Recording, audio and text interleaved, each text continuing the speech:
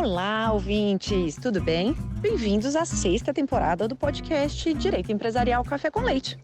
Eu sou Amanda Taide, mineira e cruzeirense na origem, com passagem em São Paulo, e candangue fluminense de coração. Casada, mãe do Pedro, de 5 anos. Pedro do Fluminense. Do Lucas, de 3 anos. Lucas do Brasil. E tutora do Vira-Lata Farofa. Sou professora da UNB dos cursos de Direito Empresarial, Concorrência, Comércio Internacional e Compliance. E consultora do Pinheiro Neto Advogados nas mesmas áreas. Esse é um podcast simples, curto e gostoso. Como um café da manhã, rapidinho, durante a semana. Nosso audacioso objetivo é ter uma biblioteca, em áudio gratuito, dos textos dos principais autores de direito empresarial do Brasil, para a gente poder aprender ouvindo com suas principais ideias e teses jurídicas. Eu recordo a vocês que cada temporada segue sempre a mesma cronologia do meu programa de curso da UNB. Ou seja, a gente começa com teoria da empresa, passa por fundamentos do direito societário, segue por limitada e fecha com SA. Pegue então sua xícara de café com leite ou chá, seu tênis para fazer exercício físico e cuidar da saúde, ou então seu fone de ouvido para ouvir no seu meio de transporte diário. Vamos comigo então para a próxima xícara de café com leite?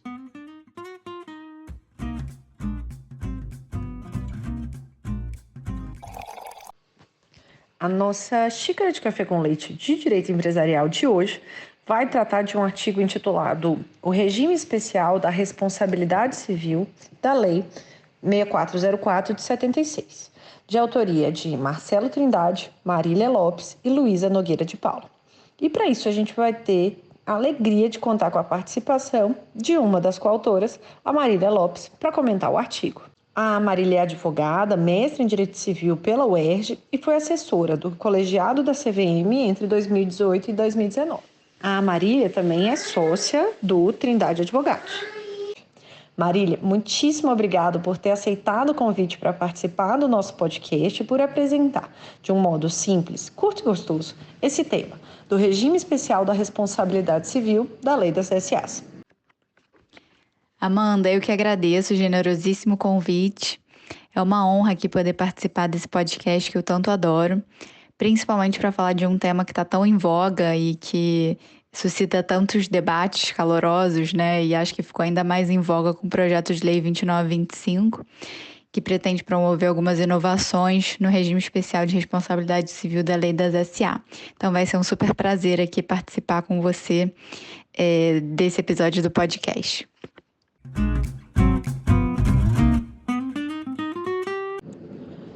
Marília, conta pra gente, qual que foi a inspiração para vocês redigirem esse texto? Como que foi o processo de escrita, esse processo de escrita em coautoria? Como que foi todo esse contexto e esse processo? Então, a ideia do artigo veio um pouco das diversas discussões que a gente teve no escritório, inclusive no âmbito de algumas consultas que nos foram formuladas, com essa eclosão de arbitragens instauradas por acionistas minoritários contra as próprias companhias abertas. Essas arbitragens, elas em geral, visavam o ressarcimento dos acionistas minoritários por supostos danos decorrentes de atos ilícitos praticados pelos administradores das companhias, principalmente aí no contexto de lava-jato e diversos outros tipos de fraudes nas demonstrações financeiras. E a alegação de prejuízo ela era fundamentada no suposto dano sofrido pelo acionista em virtude da queda na cotação das ações de emissão dessas companhias abertas, quando da revelação ao mercado da falsidade dessas informações que foram prestadas ao longo dos anos. Essas arbitragens elas foram eminentemente inspiradas nas class actions americanas, né? E no escritório a gente discordava bastante dessa tese que foi sustentada nas arbitragens. Daí, discussões aqui, discussões ali, veio a inspiração para o artigo.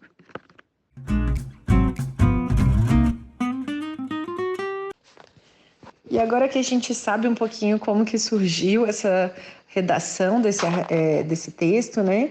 Conta de um modo inicial para a gente.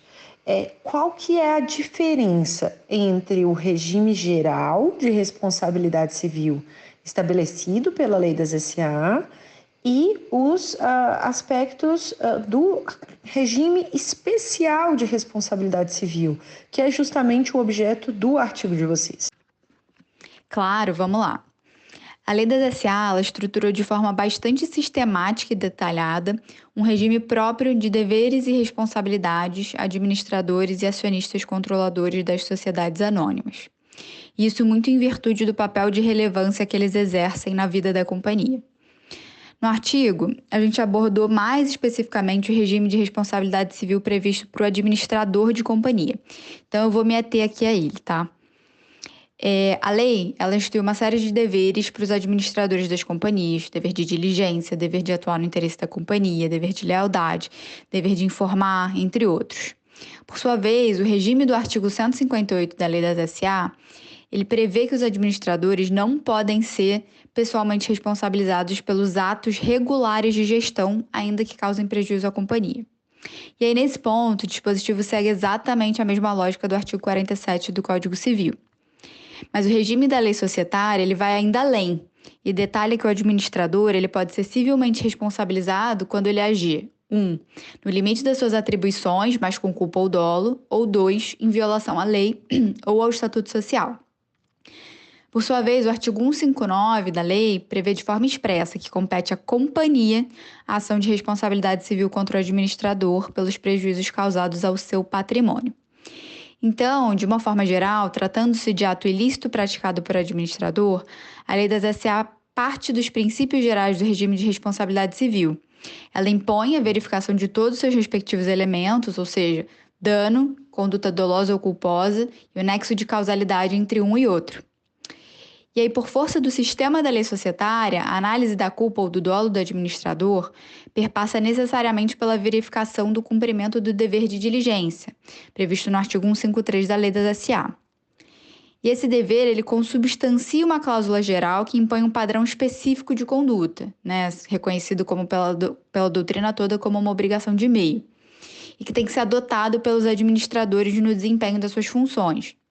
Um padrão de conduta que inclui cuidados compatíveis com a figura de um homem de negócios ativo e probo. E aí, por outro lado, para os atos praticados em violação de dispositivo legal ou estatutário, existe uma presunção relativa da culpa do administrador. Então, naquelas situações, opera-se a inversão do ônus da prova, cabendo ao próprio administrador a demonstração de que, embora ele tenha descumprido a lei ou o estatuto, a sua conduta foi praticada em observância ao melhor interesse da companhia. De forma geral, com regime especial, o legislador ele toma algumas decisões importantes. Em primeiro lugar, a lei reconhece, à luz da teoria organicista, que, ao agir, o administrador não é um terceiro com relação à sociedade, ou seja, ele é a própria sociedade manifestando a sua vontade, de forma que, como regra, ele não responde pessoalmente por um ato regular de gestão. Em segundo lugar, a lei quis estabelecer um regime rigoroso de responsabilidades, que, de um lado, justificasse a atribuição de uma parcela relevante de poder que é conferida a esses indivíduos, tendo em vista principalmente esse fenômeno de cisão entre a propriedade e a gestão, e que, de outro lado, mitigasse também os efeitos decorrentes da teoria da representação orgânica quando esses atos contrariassem a finalidade social ou violassem a lei ou o estatuto. Em terceiro lugar, o legislador ele consagrou um regime de responsabilidade subjetiva, privilegiando, então, a teoria da culpa em detrimento da teoria do risco, que advém de todo o regime civilista. E, por fim, em quarto lugar, e acho que até a mais importante de todas, a Lei das SA ela privilegiou o interesse social e a autonomia patrimonial da companhia, assumindo como regra geral que é a sociedade e não os seus sócios quem sofre o dano direto e indenizável decorrente de atos ilícitos praticados pelos administradores. Então, esses são os pilares do regime especial criado pela Lei das SA. Ele cria regras e conceitos particulares para a apuração da responsabilidade dos administradores da companhia, mas que são compatíveis com os pressupostos gerais de responsabilidade civil subjetiva previstos nos artigos 186 e 927 do Código Civil, mas que são especiais em relação a eles.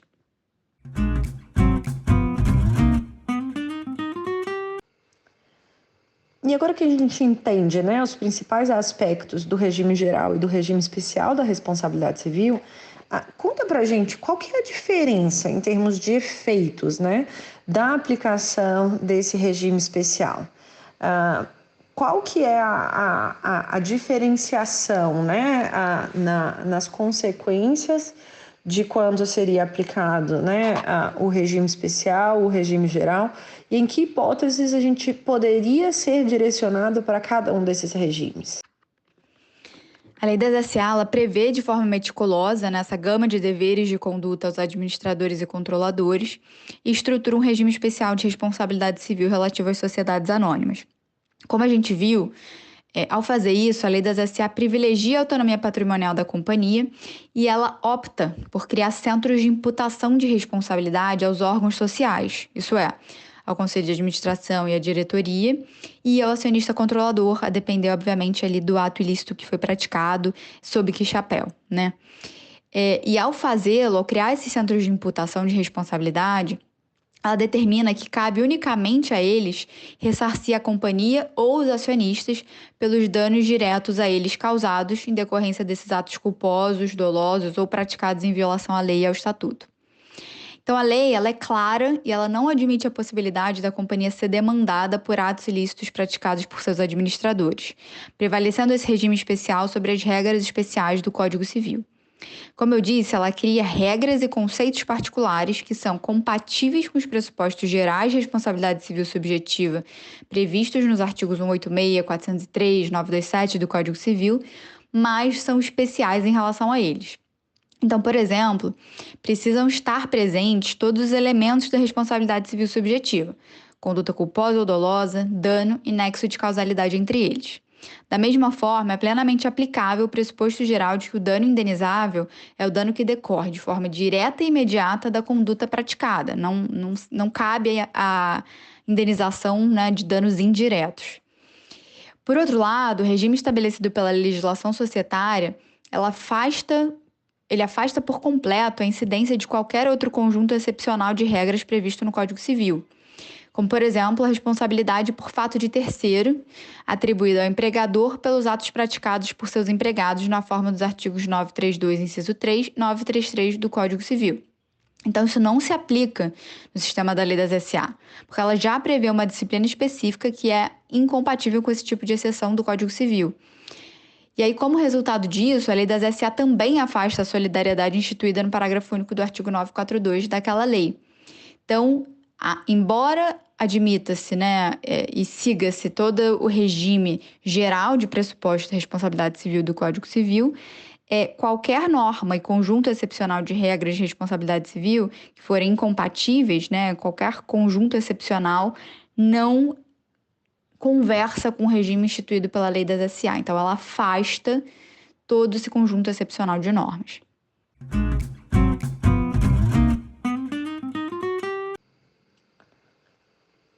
E então, quais que são, agora, para a gente entender essas regras, né, do regime especial, quais que são as previsões da lei de SA para ressarcimento dos prejuízos causados aos acionistas? E além desses danos causados aos acionistas individualmente considerados, como que são os ressarcimentos dos chamados danos sociais? Bom, a lei das SA reconhece que de atos ilícitos praticados por administradores ou controladores podem resultar danos diretamente à própria companhia ou diretamente aos seus acionistas.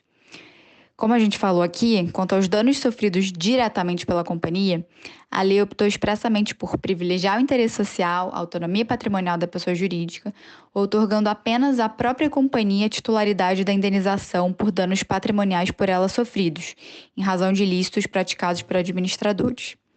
É o que prevê o caput do artigo 159 da Lei das SA, que trata de aspectos tanto materiais quanto processuais da ação de responsabilidade civil contra o administrador da companhia.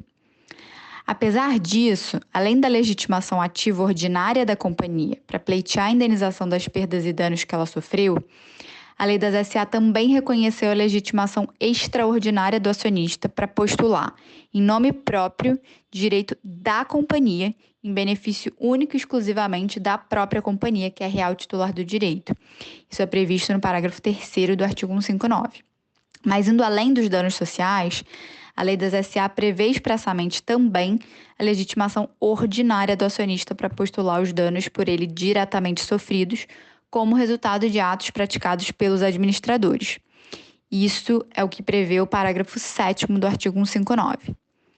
E aí o que a legislação societária não conferiu foi um direito do acionista de postular para si e perante a companhia indenização pelos danos que ele venha a sofrer de forma indireta decorrente de danos causados diretamente à companhia por atos do seu administrador.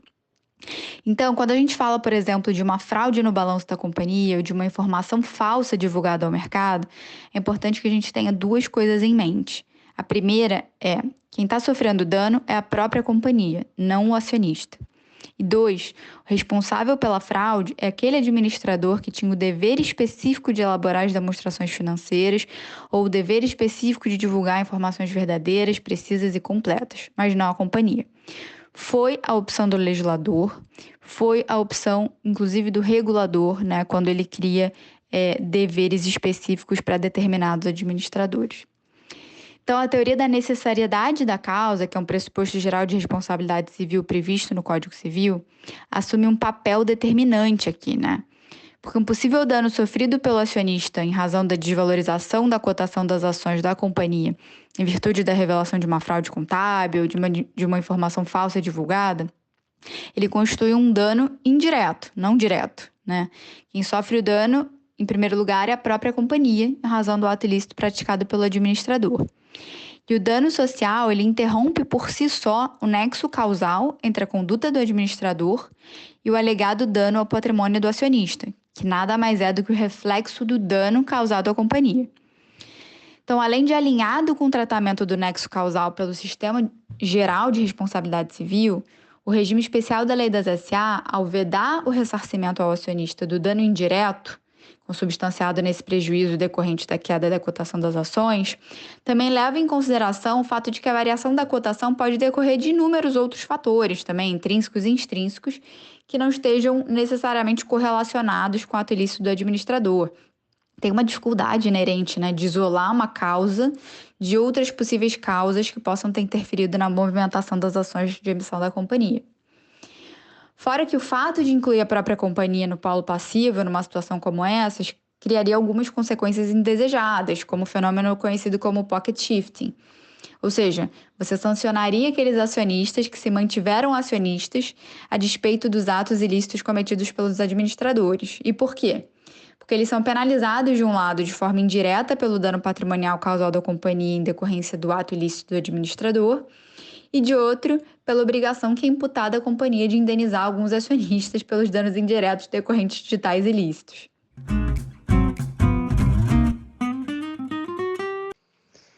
Então, qual que é aí, em grandes linhas, a conclusão de vocês, ou a principal proposta trazida no artigo, para a gente saber exatamente aquilo que vocês argumentam nessa parte de conclusão também do artigo? E é legal que nesse ponto, acho que o PL 2925, ele reforça todo esse sistema, essa sistemática da lei das SA, né? Principalmente com relação a quem são os efetivos responsáveis pelo ressarcimento de danos causados no âmbito do mercado de capitais, né? Então, a responsabilidade primária dos administradores das companhias ou dos acionistas controladores a depender de quem praticou o ato ilícito, né? O que o PL faz é criar uma hipótese que não era prevista, né? Então, originalmente. Então, ele vem para criar uma exceção específica no âmbito de oferta de distribuição de valores mobiliários. Então, numa oferta pública, ele passa a admitir que o ofertante possa ser responsável por ressarcir possíveis danos causados aos investidores, né? Então,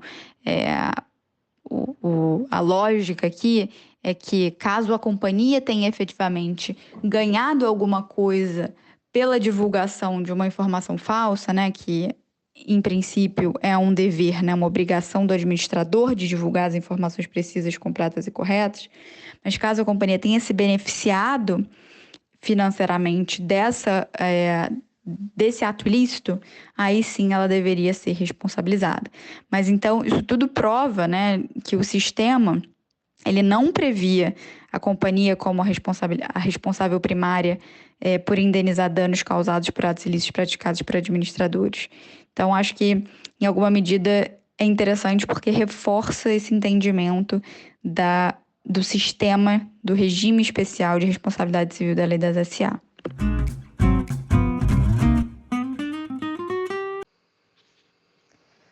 Agora, para concluir o nosso episódio, Marília, você é advogada, você concluiu a sua pesquisa também de mestrado na UERJ.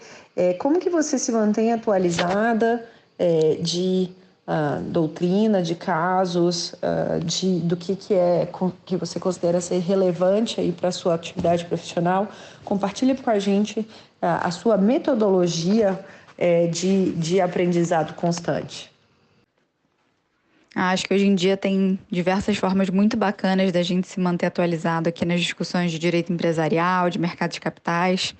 Acho que uma delas que eu posso destacar sem dúvida que é o podcast que você organiza com tanto carinho, Amanda. Sou super fã aqui do conteúdo, trazendo sempre discussões atuais e extremamente interessantes aqui na nossa área. Então, acho que merece um lugar de destaque aqui.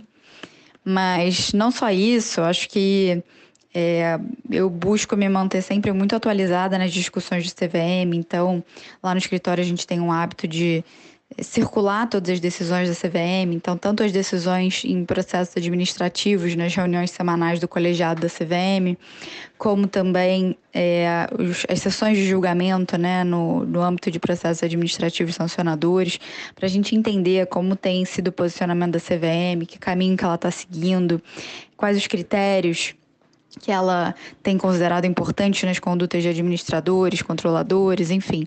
Acho que é uma maneira de se manter atualizado também nas discussões.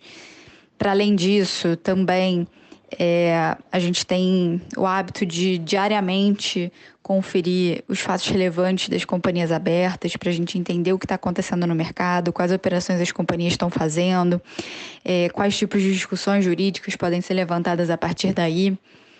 E, por último, me mantendo atualizada aqui também, que eu acho que é uma maneira bacana da gente tá sempre estudando, né, com os lançamentos de livros novos na área, com principalmente revistas também de artigos, a RDS-VM é uma delas, é uma que eu adoro, a revista da UERJ também, sou bastante fã, então acho que por alguns caminhos aí, acho que a gente consegue ir se mantendo atualizado. Acho que quem faz um trabalho bacana também é o Societário Raiz, com as divulgações dos livros e de alguns cursos bacanas.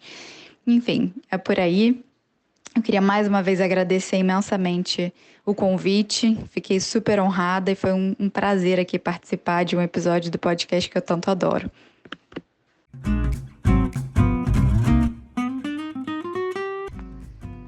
Marília, muito obrigada por ter topado participar do podcast. Tomamos uma xícara de café com leite muito gostosa. Primeira vez que pude te receber aqui no podcast. Espero que seja a primeira de uma série de outras. Um abraço.